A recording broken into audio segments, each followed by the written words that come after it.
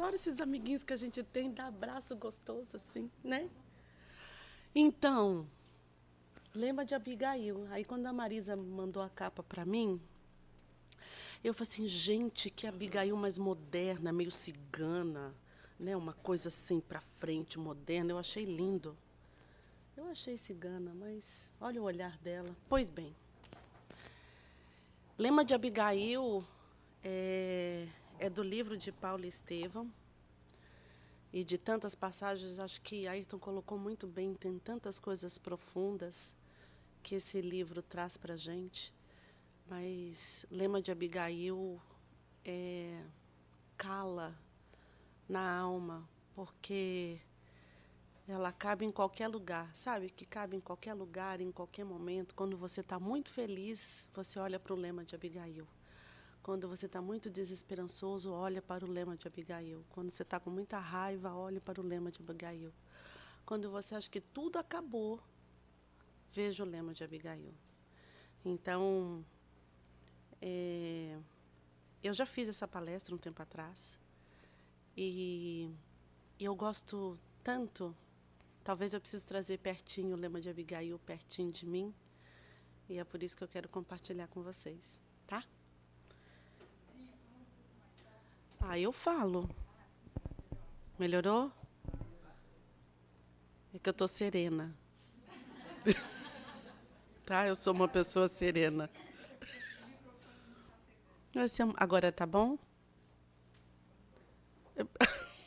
Era para ter visto já, né? Então acho que...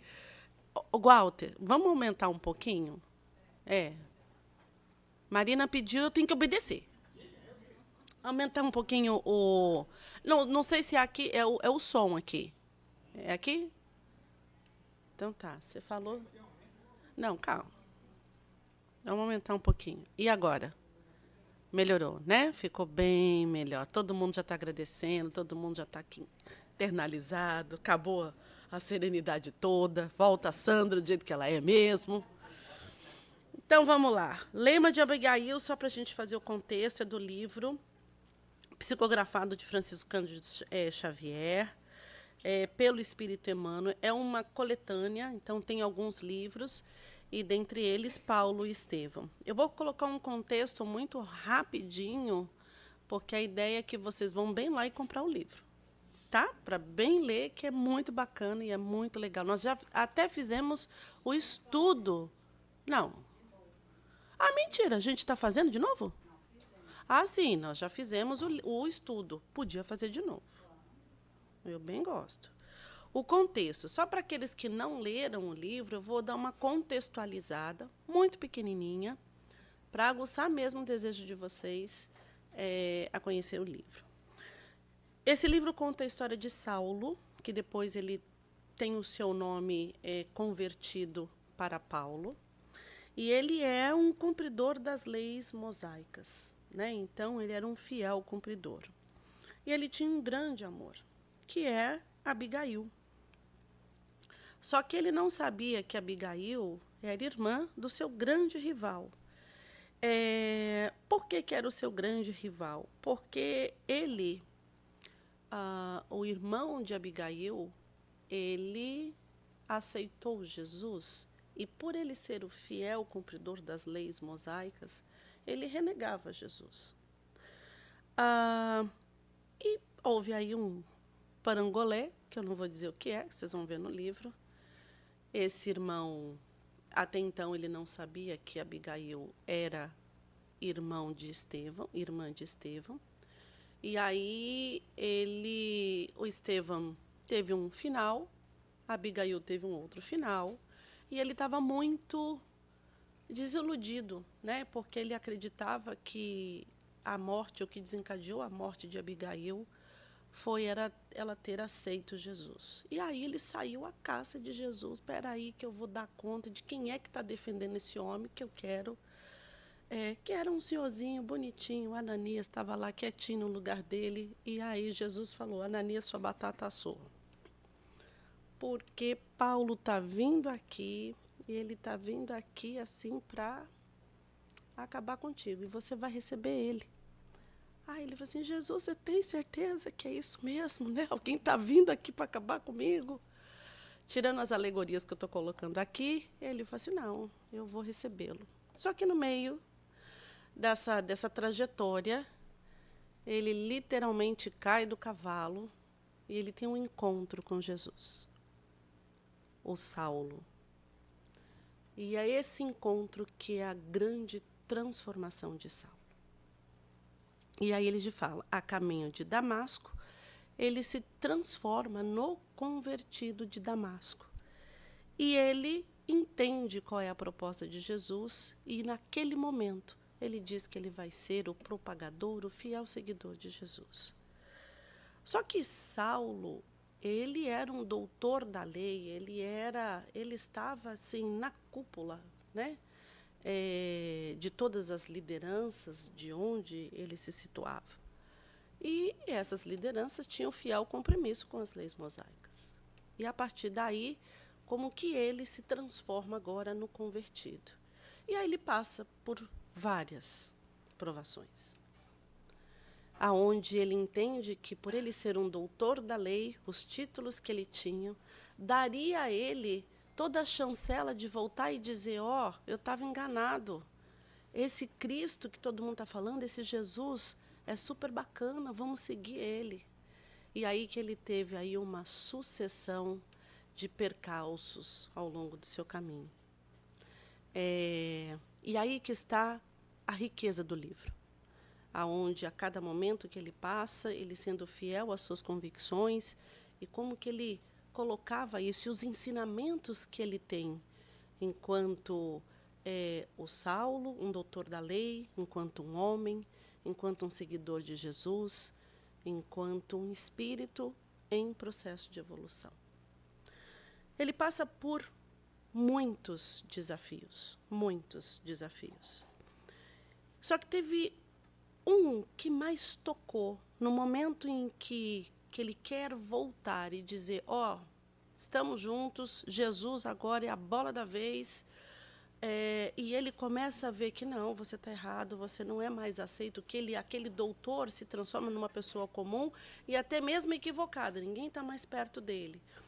Quando ele vê que não tem mais chance em nenhum lugar, ele vai buscar o pai, na expectativa de que esse pai vai dar o suporte para ele que ele tanto precisava, porque ele já estava perdendo tudo. Só que quando ele vai conversar com o pai, ele tem uma conversa muito difícil, porque o pai também não aceita as suas proposições. Também entende que ele está equivocado na forma de pensamento. E ele diz que esse filho, para ele, é uma vergonha. E ele fica muito desolado. Por quê? Porque era a pessoa em que ele queria encontrar aquele acolhimento. E realmente não houve. E o pai, assim, no sentido de que, no lampejo da figura paterna, ele falou assim, olha, eu te renego como filho, toma aqui essas moedas e segue a tua vida. E ele ficou profundamente machucado, né? E como se não bastasse, com um saquinho de moeda, que era a única coisa que ele tinha, ele ainda no meio do caminho é assaltado. Ou seja, né, quem de nós já não passou por isso, né? Quando a gente pensa que a gente está no pior cenário, vem mais uma coisa para deixar a gente mais cá embaixo ainda. E aí, nesse momento, ele se viu desolado, ele se viu perdido, ele se viu sem nada, sem ninguém. E, às vezes, na nossa vida, a gente se encontra numa situação, às vezes, dessa forma. Eu lembro que, graças a Deus, que já faz alguns anos, que hoje eu consigo ter um entendimento um pouquinho melhor do que é esses nossos desafios, mas quando jovem, quando tinha uma situação muito difícil, eu tinha medo de dormir porque eu não sabia se eu ia acordar no dia seguinte, tamanho que era o problema, né? E a gente colocava esse problema como indissolúvel. Pelo menos a sensação que nos dava era de que nunca ia passar. E acho que ele estava se sentindo assim. E dentro desse caminho, ele, sem apoio de ninguém, sem dinheiro, assaltado, sem nada, ele adormeceu. Ele adormeceu numa gruta e ali, nesse adormecimento, ele teve o que nós chamamos aqui de desdobramento. Ou seja, está vendo que tem até um fiozinho aqui, ele está deitado, mas ele se desdobrou. Sabe aqueles sonhos que a gente tem e que a gente fala assim, gente, eu tenho certeza que eu fui naquele lugar? Pode ter certeza que você foi mesmo. Que isso é o desdobramento, né? Então, assim, essa experiência que a gente tem enquanto a gente dorme, o nosso espírito consegue ir para outros lugares. E foi isso que aconteceu. Ele estava dormindo e aí, no desdobramento, ele vê a figura de Estevão indo ao seu encontro e logo depois ele vê Abigail. E quando ele vê Abigail, ele fica muito feliz de vê-lo, né? E aí ele estava querendo falar um monte de coisa para ela. Falou assim, nossa, que bom que a gente se encontrou, eu quero falar tanto. Mas antes de falar o que ela disse, que eu acho que isso é um ponto importante, nos momentos em que a gente se vê caídos, literalmente caídos, nós não estamos abandonados. E normalmente é aquele que mais nos ama, que mais se dedica a cuidar da gente, não importa onde ele esteja, que vai ao nosso encontro. É exatamente isso que acontece com ele.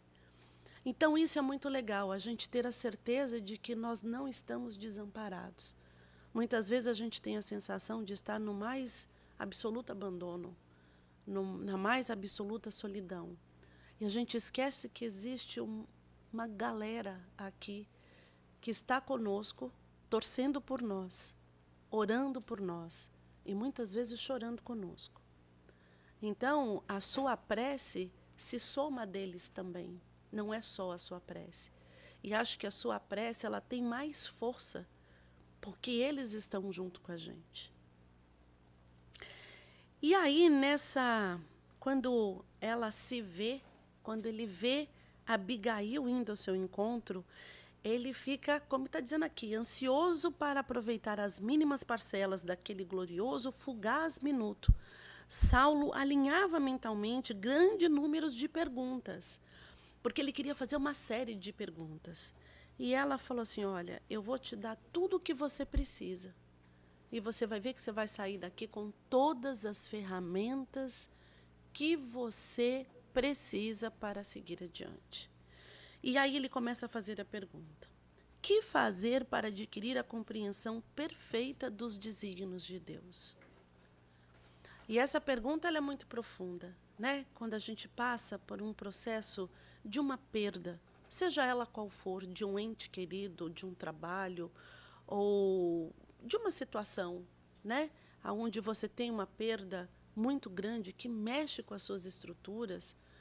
E aí a gente não entende, assim, por que isso está acontecendo comigo? Por que essa situação veio até a mim? Né? Então, assim, quais são esses desígnios? O que Jesus está querendo dizer para mim? O que a vida está querendo dizer para mim?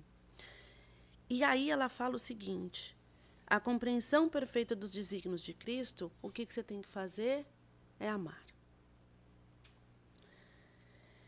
E aí, assim, uma única palavra, né? O que é esse amar? E aí a gente olha que o amor, ele é muito mais profundo do que a gente imagina. E que nós aqui, na minha percepção, a gente vem para cá, para essa grande escola chamada vida, com essa proposta de aprender a amar. Porque amar é tão profundo que a gente não tem nem recursos espirituais, internos, para compreender isso de uma só tacada. A gente tem que ir aos poucos. Tanto que no livro de Allan Kardec, no Evangelho segundo o Espiritismo, ele coloca a lei de amor. E ele faz, eu tentei colocar aqui como se fosse uma escalada, tá? E que ele fala assim, em sua origem, o homem só tem instintos. E é mesmo. Então, assim, E, às vezes, é o instinto da proteção, né? Eu quero segurar você, você não pode se colocar naquela situação, porque isso pode ser perigoso. Muitas vezes, a gente tem uma atitude instintiva perante a um perigo, perante aquela pessoa que a gente ama e que está em perigo, você vai lá e quer acolher. Eu lembro de uma reportagem há muitos anos atrás, que era uma mãe e uma filha, um filho. Eles estavam na estrada e, coincidentemente, tinha uma equipe de cinegrafistas da Globo nessa mesma estrada que eles tinham saído de uma cidade, estava fazendo uma reportagem. E ela estava indo e esse carro perdeu o controle e caiu no lago. O cinegrafista começou, ao invés de lá ajudar, né, o pessoal começou a filmar. E o outro foi lá tentar socorrer. E aí o carro caiu nesse lago e essa mulher ela pegou o filho, trouxe o filho mais à tona da água, né, tirou ele do carro e falava assim, e isso está filmado, ajuda meu filho, que ele não sabe nadar, e eu também não sei nadar, ajuda meu filho porque eu não sei nadar. E nisso ela foi trazendo o filho para a borda. Ele falou assim, mas a senhora viu que a senhora nadou? Aí quando ela olha para trás, ela vê que ela nadou, nem ela sabia de onde que tirou isso. Então, o que eu falo, o instinto de proteção faz a gente fazer coisas que a gente nem se vê na capacidade de fazer quando a gente se coloca numa posição mais consciente. E esses são os instintos, mas também tem os instintos que, quando eles estão tão arraigados, a gente tem esse instinto de proteção numa visão muito equivocada. É onde você prende as pessoas em nome, eu estou protegendo, nem que essa proteção seja para machucar. Ou que esse instinto é de posse, que é só meu e que ninguém vai tirar. Então, ainda nós estamos bagunçados dentro dessa estrutura de amor, desse entendimento de amor. Mas, a partir do momento que a gente consegue consolidar um pouco melhor, é possível que a gente avance no âmbito das sensações. A sensação de cuidado, a sensação de carinho, a sensação de dar ao outro a oportunidade de crescer, se desenvolver.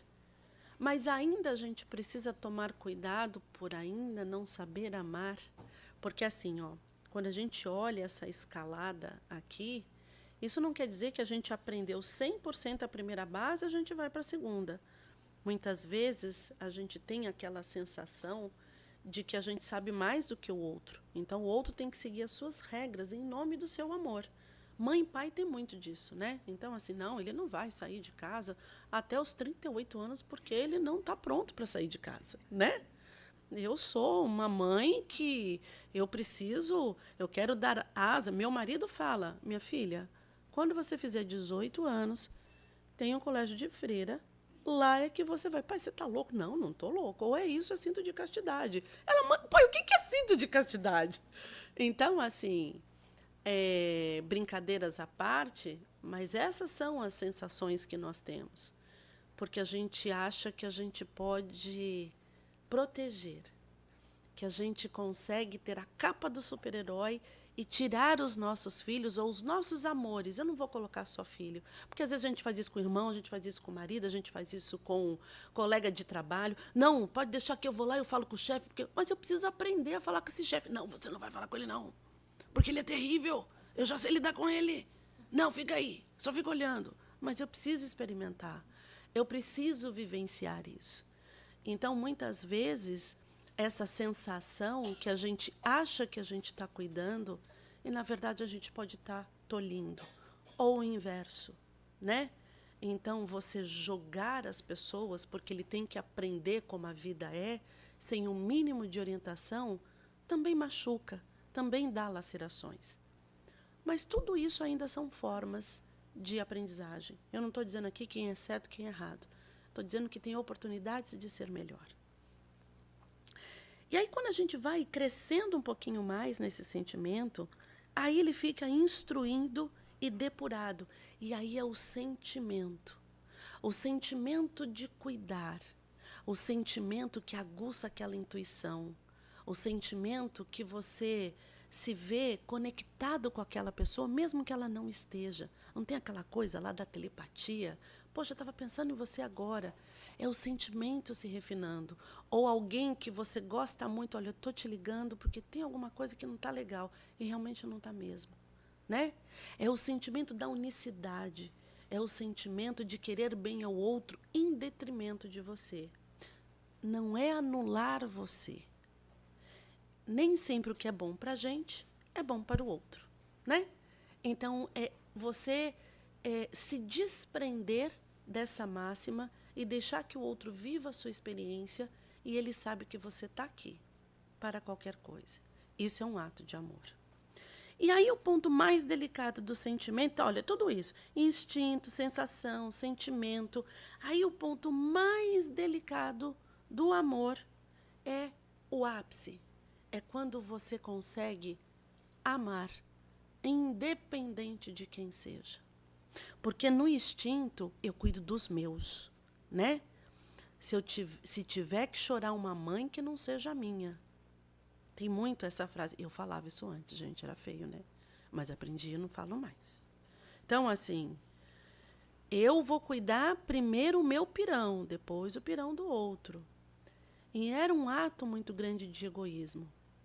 Mas ainda assim existe esse amor, mesmo que rudimentar. E à medida que você vai crescendo nesse entendimento, e o caminho que a gente vai chegar aqui, nesse topo que está aqui, quem é que está aqui? É Jesus. Que consegue amar independente de quem quer que seja. Eu fiz aqui uma comparação, que isso que a gente tem, que Allan Kardec nos traz aqui, ele não é novo, ele não é moderno, porque na Grécia Antiga eles também criaram essa mesma estrutura. E essa estrutura, ela tem uma relação muito próxima com o que Allan Kardec colocou. Então, na Grécia Antiga, Eros, que era o amor apaixonado, tem tudo a ver com romance, paixão e atração. Então, assim, paixão é uma coisa que é um rompante, né? Então, você se vê fazendo coisas que você nem imagina que você era capaz de fazer, né? Você muda de voz, você muda de roupa, você muda de comportamento. Então, assim, você se faz de vítima, né? Ai, tá machucado aqui. Ai, dá um beijinho, passará. Como pode? Uma mulher de quase 60 anos de idade pedindo beijinho, passará. Mas a gente se comporta desta maneira porque é uma forma de relacionamento. E isso é importante, tá? Porque, imagina, depois de 30 anos de casado, você acha que você ia querer casar lá na frente? Não ia, amiga, né? Tem que ter todo esse enlace que vai te seduzindo e que vai te querer, vai fazer você querer conhecer um pouco mais. E aí esse querer fazer conhecer um pouco mais, tudo é lindo. Aí chega uma hora que não é tão lindo assim, mas tem outras coisas que começam a compensar. Eu adoro, assim, os casais começam a rir. Eu adoro isso. Dá uma risadinha. Nossa, que parece lá em casa. Mas ninguém fala. Eu adoro isso. Só o risinho. Adoro. Então, assim, Eros é isso. Essa paixão, esse romance, essa coisa quase lúdica, né? E aqui ele fala, o próximo estágio é o lúdico, que pode ser visto nos estágios iniciais do relacionamento. A necessidade de falar todos os dias, a necessidade de ligar a todo momento. Poxa, ele me ligou 4 vezes hoje no dia. Hoje, meu marido, agora, 7 horas da noite, eu liguei para ele e falei, bom dia. Ele, bom dia. Né? Porque isso não quer dizer que não tem amor, mas é que o dia a dia acaba não dando. Acho que esse tipo de prioridade, ele abre espaço para outras prioridades. Mas no início do relacionamento, é legal cultivar isso. É legal, é gostoso ter isso. Eu lembro quando jovem, aqueles namoradinhos que ficavam, desliga você. Não, você primeiro. Não vou desligar. Você já desligou? Estou ouvindo a sua respiração. Não é? Mas é gostoso e faz parte, né?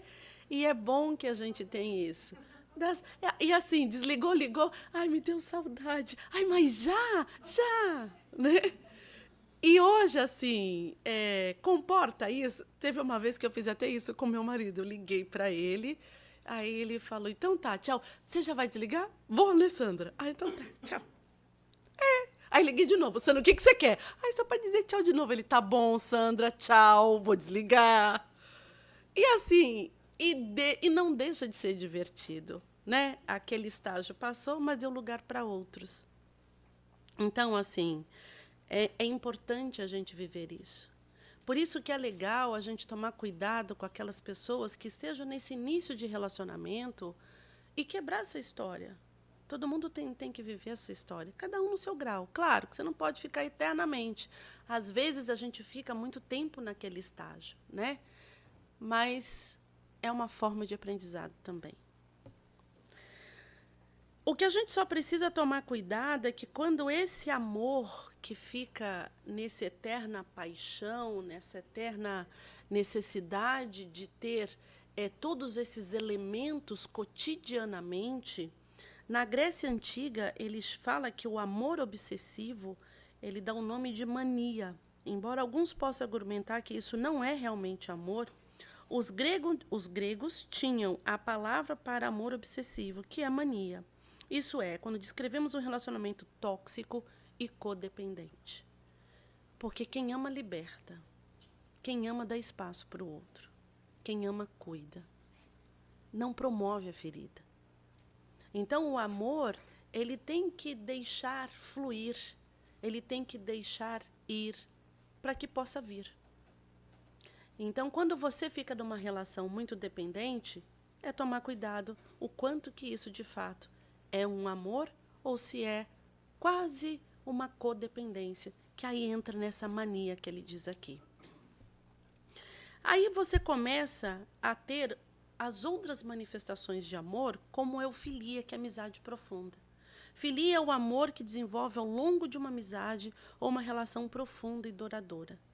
E esse amor, a gente sabe, não tem aquela pessoa que não faz parte da sua família, mas como se fosse da sua família.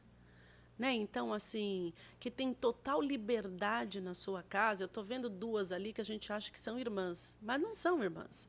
Mas quando você olha, são irmãs. E todo mundo fala aqui no centro que elas são irmãs. Entendeu?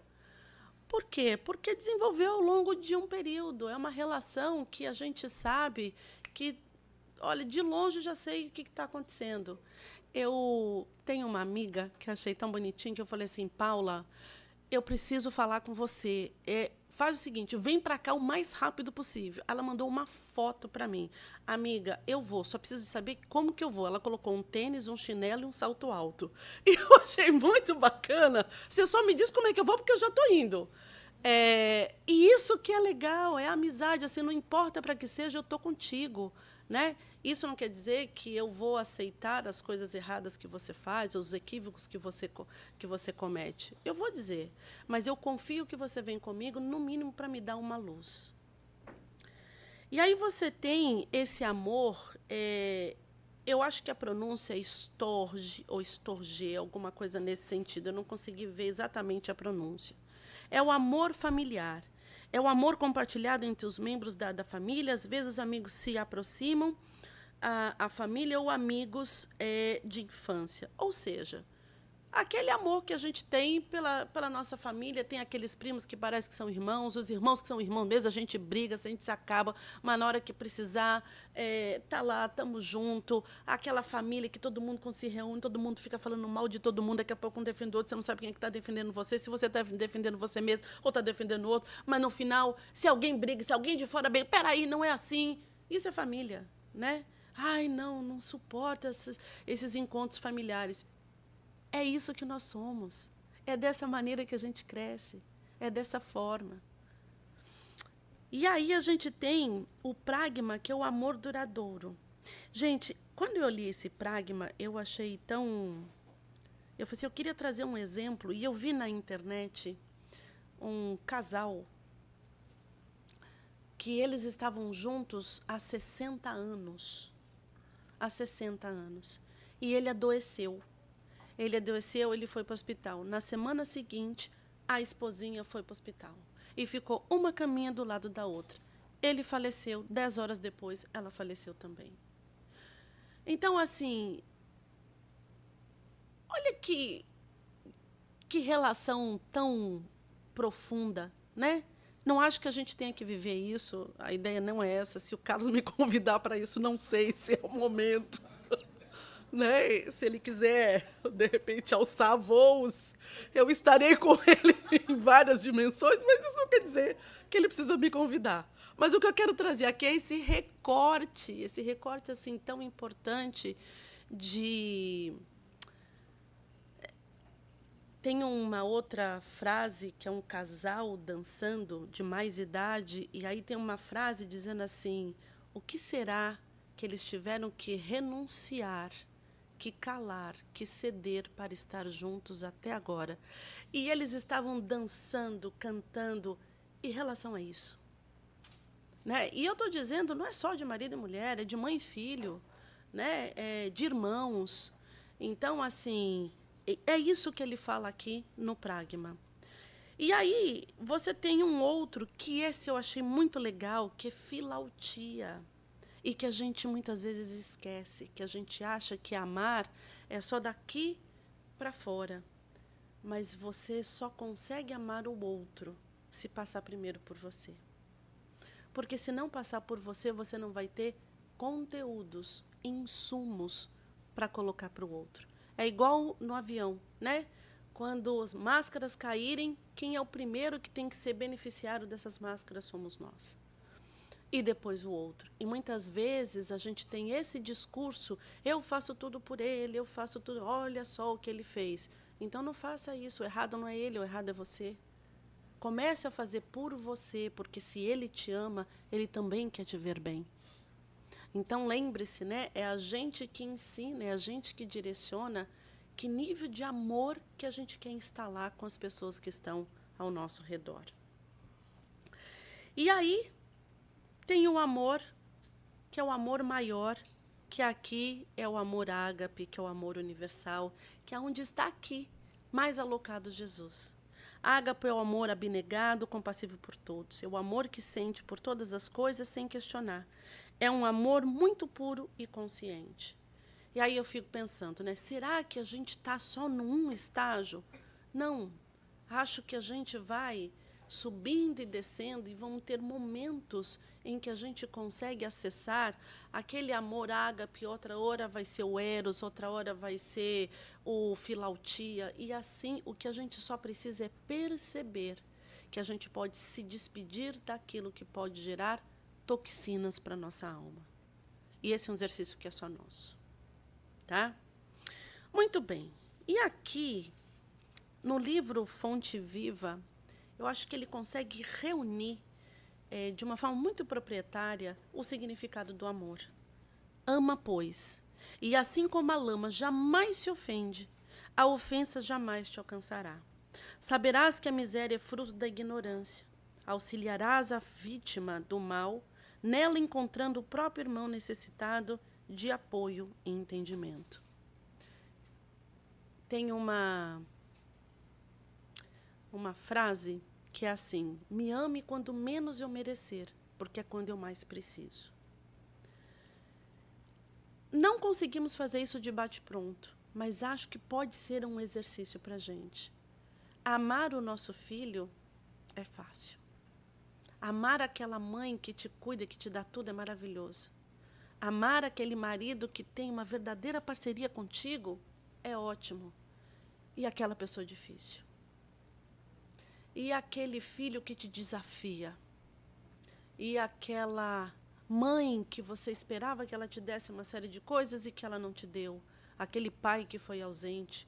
Aquela irmã que não te reconhece muitas vezes como irmã, ou você não a reconhece como irmã. É nessas horas que ele está dizendo que você precisa ser desafiado para entender esse amor. o fácil deixa a gente, talvez, inebriado, entendendo que a gente ama de forma incondicional. Mas quando vem aqueles desafios, é que mostra o quanto que a gente precisa crescer nesse amor. Aprenderás a ouvir sem revolta, ainda mesmo que o crime te procure os ouvidos, e cultivarás a ajuda ao adversário, ainda mesmo quando te vejas dilacerado, porque o perdão com esquecimento absoluto dos golpes recebidos surgirá espontâneo em teu espírito. Isso é um processo. Isso é um caminhar. E esse caminhar, ele passa por uma escada, né? Então, assim, não é para você se corromper, não é para você se autoagredir, muito pelo contrário. É você ter a coragem de sair daquele lugar. Então, assim, lembre-se que pedir o perdão não é para o outro, é para você. A gente vai falar isso mais lá na frente. E aí, assim, qual é o amor que se tem que é mais próximo desse amor ágape, ou mais próximo desse amor que está lá no mais delicado, no mais puro, na mais alta essência do amor? É o amor e o cuidado de uma mãe. É o exemplo considerado mais próximo que podemos tentar entender o amor de Deus por nós, mas não chega nem a 20%. Olha que maravilhoso. Gente, se amor de mãe já é tudo pra gente, parece que a gente vai morrer às vezes, né? Meu Deus, meu filho vai sair. Minha filha vai sair de carro a primeira vez. E agora? Né? Não é assim? Ela vai pegar o carro, ela vai sozinha. Eu não vou. Minha filha vai assim, mãe, eu vou para Nova York. Tá bom, filha, também vou. Por quê? Filha, porque você vai. Então, você fica e eu vou. E como é que eu faço com tudo isso daqui, os nossos babies, né?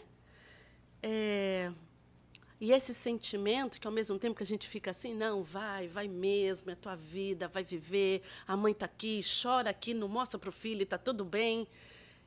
20%, o que é Deus então, gente?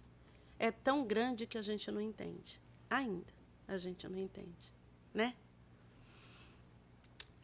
E aqui a gente encerra o amor. E aí tem um outro. Mas como proceder de modo a enriquecermos na virtude divina? Jesus aconselha o amor aos próprios inimigos. Entretanto, considerava o quão difícil devia ser semelhante realização. Penoso testemunhar dedicação sem o real entendimento dos outros. E aí ele faz a pergunta: como fazer para que a alma alcançasse elevada expressão de esforço com Jesus Cristo? Como que é chegar nisso? Como que é ter Ele como modelo e seguir esses preceitos e que tudo aquilo que está à minha volta, que me arrasta para baixo, ela perca essa força? Ela diz: trabalha. Abigail tinha razão. Era necessário realizar a obra de aperfeiçoamento interior. Desejava ardentemente fazê-lo. Para isso, insulara-se no deserto por mais de 1000 dias consecutivos. E aqui eu só faço uma ressalta, que o trabalho, ele não é um trabalho externo. Normalmente, quando a gente fala de trabalho, inconscientemente você se vê fazendo algo de fora para dentro. Só que esse trabalho é interno, é de dentro para fora.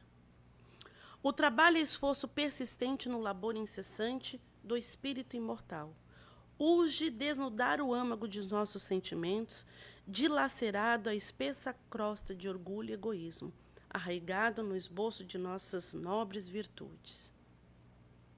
E muitos de nós, a gente se protege do orgulho e do egoísmo. E se a gente não conseguir trabalhar esses dois elementos, a gente não consegue avançar em esferas superiores. Existe uma citação do livro Pequeno Príncipe, onde tem a flor. Eu nem vou falar do Pequeno Príncipe, eu vou falar de um outro que eu acho mais bacanudo. É do peixinho vermelho do livro de libertação. Tem o peixinho vermelho que ele quer descobrir outras coisas. Só que ele está num lugar que, para ele passar, ele tem que passar por umas grades. E tem uma frase que eu acho muito legal, que primeiro ele teve que emagrecer, porque gordinho ele não ia passar. Aí eu já estaria numa situação mais complicada para poder passar na grade. Tinha que emagrecer, tinha que se exercitar, tinha que estudar, porque ele precisava ver exatamente o ângulo correto para ele conseguir passar. E aí tem uma coisa que eu achei muito legal, que para ele passar, ele ainda tinha que perder algumas escamas. Olha que profundo que é isso. E esses somos nós. Precisamos deixar ir algumas coisas para que nos torne mais leves para conseguir fazer essa travessia. Esse é o nosso trabalho. E esse trabalho é da gente com a gente mesmo, né? Não espere do outro aquilo que você tem que fazer por você. E muitas vezes a gente faz isso, né? Eu falo, gente, eu não faço atividade física porque o Carlos não vai comigo. O que o Carlos tem a ver com a sua atividade? Lá, outro. Sandra, você para. Exatamente isso. Eu tenho que levantar mais cedo, ir lá e construir aquilo que eu quero ver para o meu corpo, para a minha saúde. Aí ele diz assim, no mundo voltado para as aparências, mergulhar dentro de si é a tarefa mais penosa em prol do aprimoramento. E aí, como que a gente pode fazer esse rumo à perfeição? Aqui eu fiz uma escalada, muito simples. Não estou dizendo que é fácil, mas que ela é simples. Primeiro, a escalada é do trabalho e esforço. Qual é o primeiro degrau? Eu preciso ter vontade de fazer. Primeira coisa, eu tenho a vontade, eu quero chegar lá, eu quero buscar isso em mim. Segundo, ter a disciplina, criar recursos para que eu consiga fazer isso de forma cotidiana. Só isso é o suficiente? Eu tenho vontade, eu tenho disciplina, todo dia eu vou lá. Mas se eu não tiver conhecimento, eu posso fazer tudo errado, né? Eu lembro que eu fiz uma dieta que era só de alface e mamão. O que adiantou? Né? Nada. Absolutamente nada. No quarto dia já estava nervosa, já está querendo bater em todo mundo começou a me dar comida. Sandra, pelo amor de Deus, prefiro você gordinha do que você com uma faca na mão. Então, assim, precisa ter o autoconhecimento. E quando eu falo autoconhecimento, é buscar este conhecimento ao seu favor. E aí, quando você consegue fazer isso, você consegue buscar no alto a autoiluminação. E todo mundo, às vezes, tem uma ideia, a autoiluminação, que eu vou ser um ser iluminado. Não. A autoiluminação é para despertar em você as ferramentas que você tem para tornar possível essa escalada. Exatamente isso. E aqui eu trago para consolidar, tem no livro Fonte Viva, ele diz o seguinte, renovemo-nos dia a dia. Não adianta a transformação aparente de nossa personalidade na afeição exterior. Mais títulos, mais recursos financeiros, mais possibilidades de conforto, maiores considerações sociais, poderes simples. Ou seja, você se eleva externamente, mas ele fala o seguinte, renovemos-nos por dentro. É preciso avançar no conhecimento superior, ainda mesmo que a marcha nos custe o suor e lágrimas. Aceitar os problemas do mundo e superá-los. A força de nosso trabalho e de nossa serenidade é a fórmula justa de aquisição e discernimento. E por que eu trago aqui o Roger Rabbit? Eu vou dizer para vocês por quê. Porque muitas vezes nós somos isso. Aparentemente, não, eu dou conta, eu vou lá, eu consigo, eu sei fazer. E Roger Rabbit, ele era assim. Ele falou assim, você precisa ficar escondido aqui, porque tem lá aqueles caras dos desenhos, que eles queriam acabar com os desenhos, e ele era o último desenho. E aí, alguns dos desenhos esconderam, você tem que ficar quietinho aqui, você não pode sair daqui. Aí esconderam ele ficou, não, tá bom, eu vou ficar aqui quietinho. E aí o Roger Rabbit, esses ladrões de desenhos, sabiam uma forma de pegar o Roger Rabbit. Eles faziam pam, pararam, pam. E o Roger Rabbit era a entrada dele do desenho, que ele falava pam, pam. E aí ele falou assim, por acaso o coelho está aqui? Não, não está. Tem certeza? Não, não está. Mas estou sentindo o cheiro de coelho. Não, é impressão sua. Não, o coelho está aqui, está aqui. Não, não está. Ele fazia. Aí o Roger Rabbit ficou assim. Aí ele falou assim, mas eu tô sentindo. Ele ficava pam, pararam, pam. Aí chega uma hora que o Roger Rabbit, ele já começa a ficar suando, ele começa a ficar vermelho, ele já não aguenta. Aí quando o último ele já sai do escondido e faz pam, pam. Esses somos nós. Entendeu? Porque assim, a gente trabalha e acha que tá bem na fita. Quando vem a prova, a gente vê que não tá tão bem assim. Mas pense, antes o Roger Rabbit, no primeiro pam, pararam, pam, pam, ele já surgia.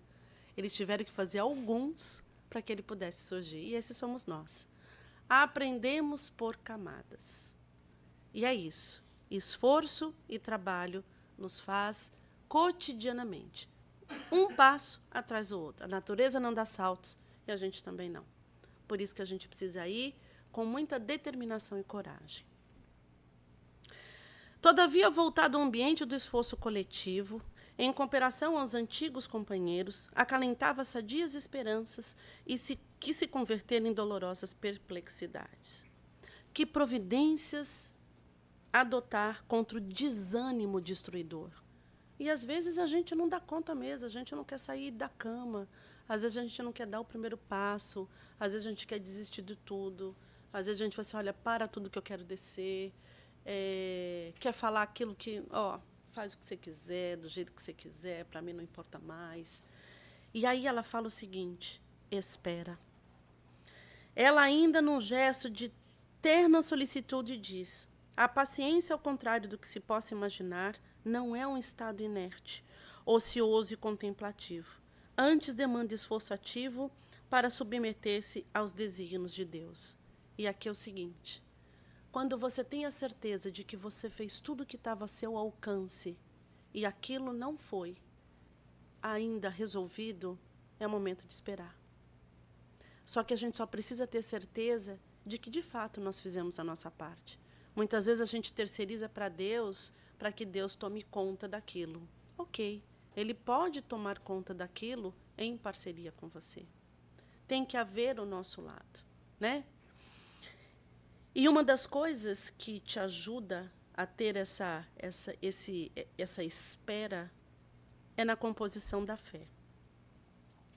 Fé é confiar no que não se vê e não se conhece. Caminhar com firmeza na escuridão, na certeza de que alguém guia os nossos passos. Acreditar no que não se compreende. E a força que nos impulsiona nos protege e nos cura. É confiar naquilo que você não vê e ter a certeza de que Deus é o salto da fé. Não sei se vocês já ouviram falar, que quando você decide dar um passo, Deus vai dar o chão para você. Só que você precisa dar o passo. Lembre-se que todos os milagres que nós chamamos de milagres, que Jesus proporcionou, ele sempre perguntava antes, o que você tem aí para a gente fazer essa parceria? O que você quer que eu faça? Então, assim, existe o nosso lado e não dá para a gente terceirizar para ele. Mesmo que tudo conspire contra os propósitos abraçados, ameaçando o plano zelosamente cuidado, espera. Há surpresas que constituem interferências divinas, modificando paisagens humanas, alterando rumos considerados corretos. E aqui eu vou contar uma historinha para vocês. Eu acho que alguns já conhecem essa historinha. Quem conhecer tem que ficar de boquinha calada para os outros amiguinhos que não conhecem. Tá bom? E aí tem uma historinha que é assim, ó. Quanto custa um milagre? Uma garotinha esperta, de apenas 6 anos de idade, ouviu seus pais conversando sobre seu irmãozinho mais novo. Tudo o que ela sabia era que o menino estava muito doente e que eles estavam completamente sem dinheiro. Somente uma intervenção cirúrgica muito cara poderia salvar o garoto, e não havia ninguém que pudesse emprestar esse dinheiro. A menina ouviu seu pai dizer à sua mãe chorosa, como um sussurro desesperado, somente um milagre poderá salvá-lo. Ela foi ao seu quarto, puxou o vidro de gelatina de seu esconderijo no armário, despejou todo o dinheiro que tinha no chão, contou cuidadosamente 3 vezes. O total tinha que ser exato, não podia ter margem de erro. Saiu devagarzinho pela porta dos fundos, andou 5 quarteirões até chegar à farmácia. Esperou pacientemente o farmacêutico a visse e lhe desse atenção, mas ele estava muito ocupado no momento. Então, ela esfregou os pezinhos no chão para fazer barulho e nada. Limpou a garganta com o som mais alto que pôde. Nem assim ela foi netada. Por fim, com uma moeda, bateu no vidro da porta e finalmente foi atendida. O que você quer? Perguntou o farmacêutico com voz aborrecida. Estou conversando com meu irmão, que chegou de Chicago, e que não vejo há muito tempo. Ele disse sem esperar resposta. Bem, eu quero lhe falar sobre o meu irmão, respondeu a menina, no mesmo tom aborrecido. Ele está realmente doente e eu quero comprar um milagre. Como? Balbuciou o farmacêutico admirado. Ele se chama Andrew e está com alguma coisa muito ruim crescendo dentro da sua cabeça e papai disse que só um milagre poderá salvá-lo. E é por isso que eu estou aqui. Então, quanto custa o milagre? Não vendemos milagre aqui, garotinha. Desculpe, mas eu não posso te ajudar, respondeu o farmacêutico com uma voz mais doce. Aí ela falou assim, escuta, eu tenho dinheiro para pagar. Se não for... peraí, deixa eu só ver se... Se não for suficiente, eu conseguiria o resto. Por favor, me diga quanto custa, insistiu a menina. O irmão do farmacêutico, que era um homem gentil, deu um passo à frente e perguntou à garota, que tipo de milagre o seu irmão precisa? Eu não sei, respondeu ela, levantando os olhos para ele. Só sei que ele está muito mal e mamãe disse que precisa ser operado. Como o papai não pode pagar, eu vou usar o meu dinheiro. Quanto você tem? $1,11. É tudo que eu tenho, mas eu posso conseguir mais se for preciso. Puxa, que coincidência! Sorriu o homem. $1,11. Exatamente o preço de um milagre para irmãozinhos. O homem pegou o dinheiro com uma mão e deu a mão para ela.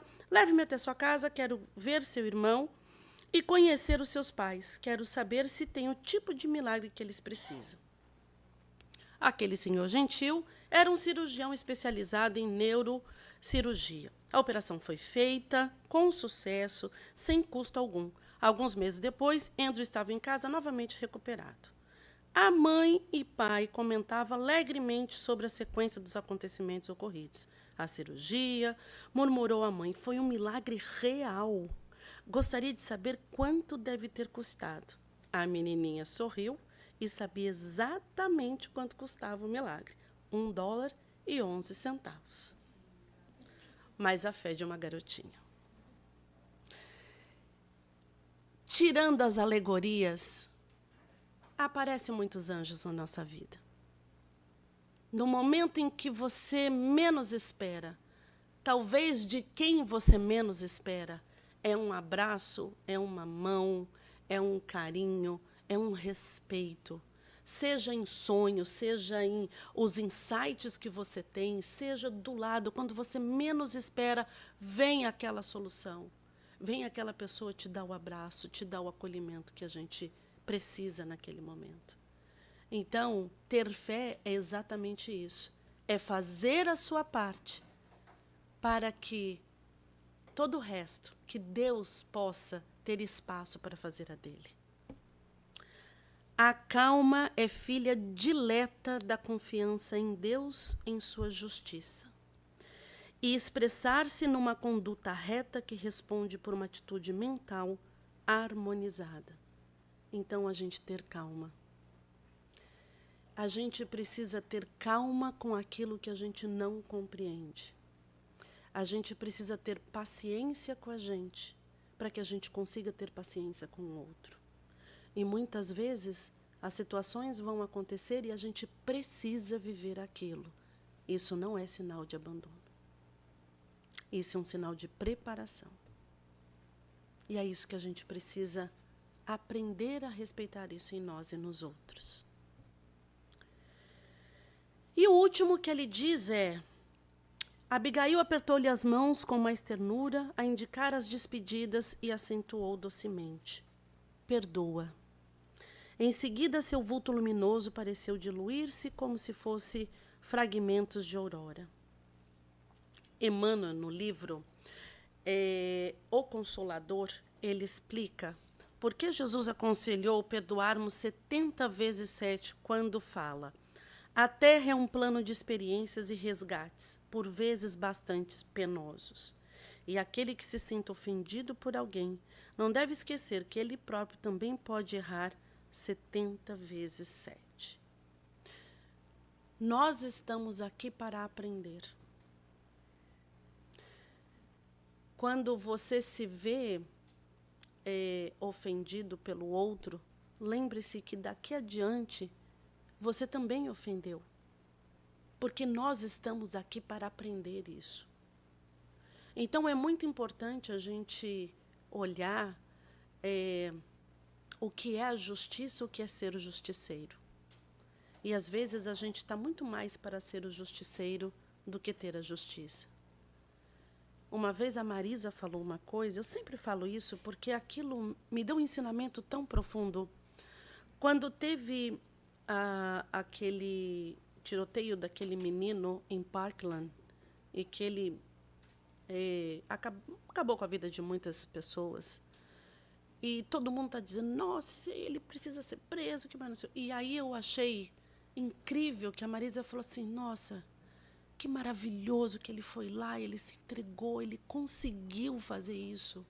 E aquilo me chamou a atenção, porque ela estava genuinamente vibrando por aquela pessoa. E eu fui entender, eu falei assim, por que você está vibrando? Eu falei assim, minha filha, porque possivelmente numa outra encarnação ele poderia ter feito com 1000. E olha o esforço que ele deve ter tido de ter sido.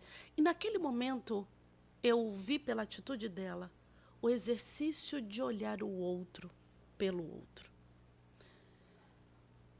Não faço isso todas as vezes, mas eu tenho esse ensinamento que ela me deu, e de todas as vezes, quando eu vou julgar, eu não vou julgar pelo que eu faria. Talvez eu conheça coisas que ele não conhece. Talvez eu tenha aprendido coisas que ele não aprendeu ainda.